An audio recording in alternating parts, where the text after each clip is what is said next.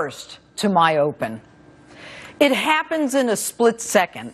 One moment you're dealing with ordinary day-to-day stuff, and suddenly, out of nowhere, like a thunderbolt, it hits you.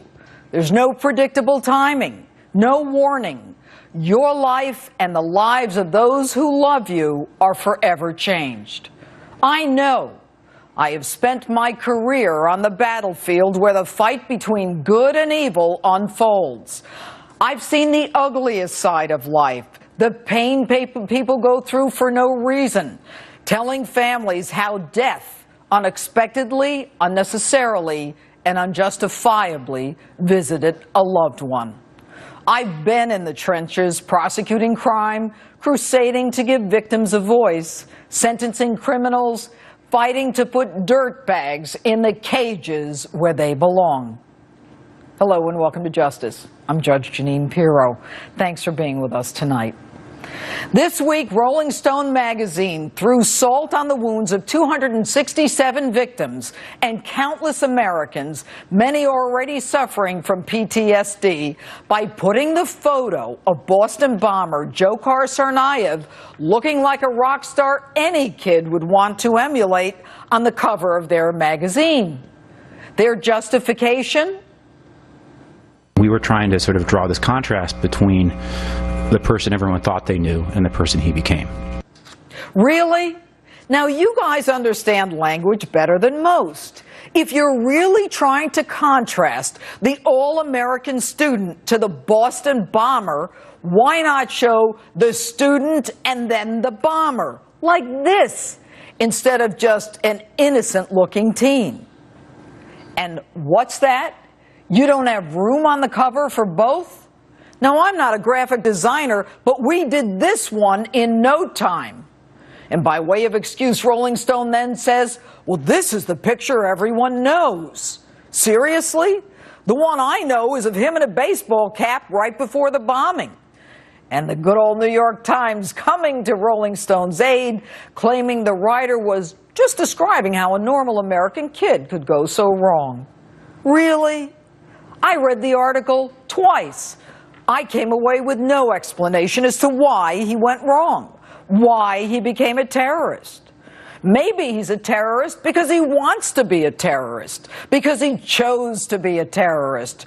Or maybe he was just raised by good old jihadi mom to be a terrorist. My oldest one is killed, so I don't care. I don't care if my youngest one is going to be killed today. So I want the world to hear this. And I don't care if I am going to get killed too, okay? And I will say Allahu Akbar. Or maybe he's just plain evil, like the devil. Do I even care why he's a terrorist? If I know why, will you be able to stop others like him? Hell, the FBI, Homeland Security, and ICE had the family on their radar because the Russians, who won't even return our spy, no great pals of ours, went out of their way to warn us about these freeloaders, and they still bombed us. Not to mention these crack federal agencies didn't catch those radical internet videos out there for anyone to see. Or the explosives in their home, enough to blow up the whole block. Why? I don't much care why. In fact, I really don't give a damn. Now take a look at this cover. It reads how a popular, promising student was failed by his family, fell into radical Islam. Let's parse it out. Popular? You want to know why he was popular? He was a drug-dealing, pot-smoking flunky, failing virtual all his classes at UMass Dartmouth, where he was given a scholarship and then proceeds to sell the best weed around. His harebrained friends felt badly because he couldn't afford Tufts. His Cambridge friends say they couldn't imagine the pressure he was under because he took out a student loan. Really? You're a bunch of spoiled brats. Get a job like the rest of us did in college, or go to a community college. I'm sure they'd like your special brand of weed, too. Another of his Cambridge buddies says he was brainwashed. Okay, so now these genius kids many of whom are behind the Free Joe movement, have concluded that their classmate was so dumb, so impressionable, and not of sufficient intellect to decipher right from wrong. You think maybe their brains are fried because they're all smoking too much pot? And failed by his family. Wait a minute, his parents divorced after he became an adult. How come kids from 50% of American families that are divorced aren't cooking up a few bombs in their kitchen? You want to know about kids failed by their families? I can tell you about kids failed by their families. The ones who go to sleep in their own beds to become victims of unspeakable torture and abuse.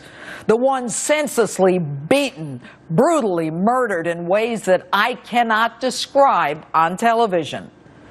And he fell into radical Islam. Fell? What did he do? Fall off a cliff and land in Al-Qaeda Alley? Is there a crash somewhere or a chasm somewhere in Cambridge? A ditch in Dartmouth? Some potholes so deep you can't climb out of them? And then Rolling Stone describes the pain he was in, the pain he was hiding. Really? The only pain I give a damn about is the one his victims are still suffering. You know, our system is so consumed with the rights of criminals that even its name gives them the top billing. We call it the criminal justice system. It should be the victim justice system. The victim, the person who never chose to be a part of this in the first place.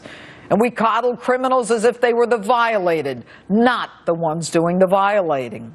We've got it ass backwards. We celebritize criminals, cloak them with respectability, make them look hip and rocker cool. And our hearts bleed for the ordinary kid. Surely a good boy gone astray. He doesn't seem so bad.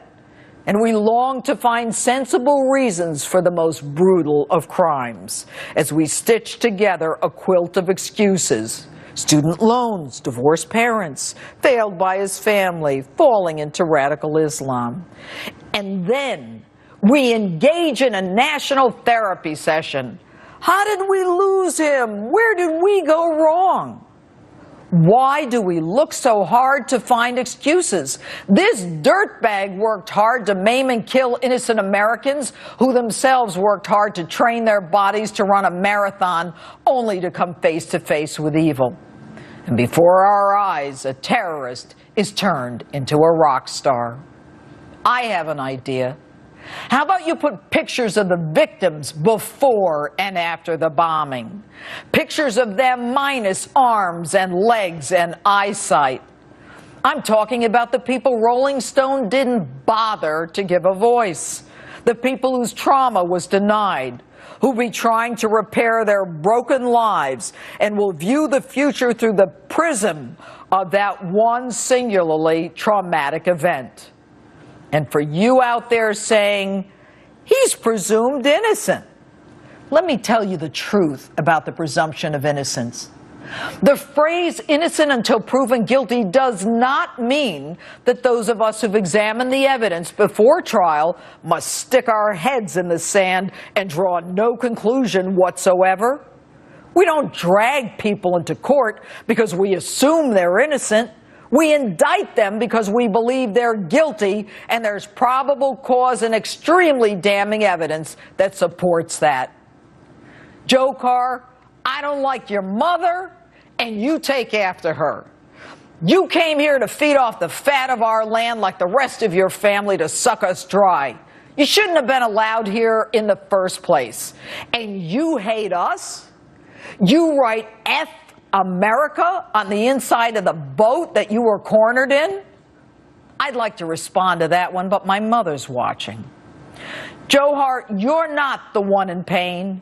You're not a rock star. You're not a cover boy. You're a damn terrorist, the spawn of Satan, who should go directly to hell sooner rather than later.